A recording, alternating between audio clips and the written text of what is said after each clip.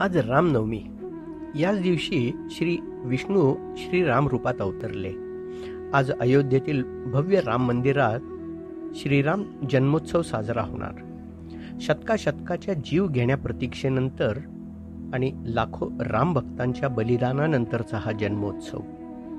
आज राजा दशरथ, कौसल्या आणि तीनही राण्या हा अभूतपूर्व जन्मोत्सव अनुभवायला मंदिरात उपस्थित असणारच.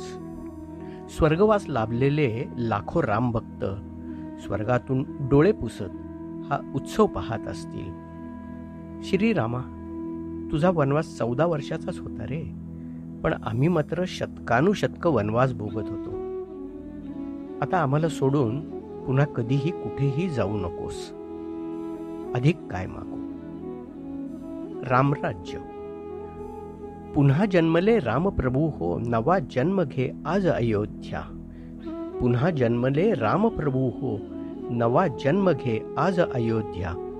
बहरून आला कल्पवृक्षही, नवजीवन घे पुन्हा अयोध्या. शतके ज्याची वाट पाहिली, शतके ज्याची वाट पाहिली, प्राण आणुनी नयनामधुनी. दिन सोन्याचा आज पातला, धन्य अवनीही तया पाहुनी.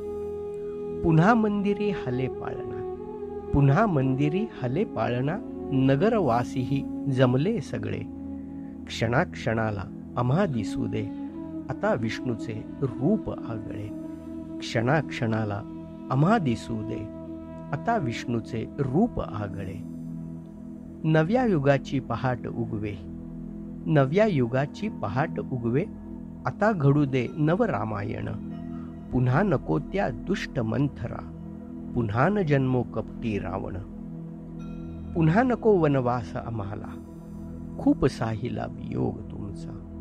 पुन्हा नको वनवास आम्हाला, खूप साहिला वियोग तुमचा. रामराज्य पण आम्हा भोगू दे, हाच ध्यास बघ मना मनाचा. रामराज्य पण आम्हा भोगू दे, हाच ध्यास बघ मना मनाचा. शब्द आणि सादरीकरण अनिल खडके. Mobile number 9822004242.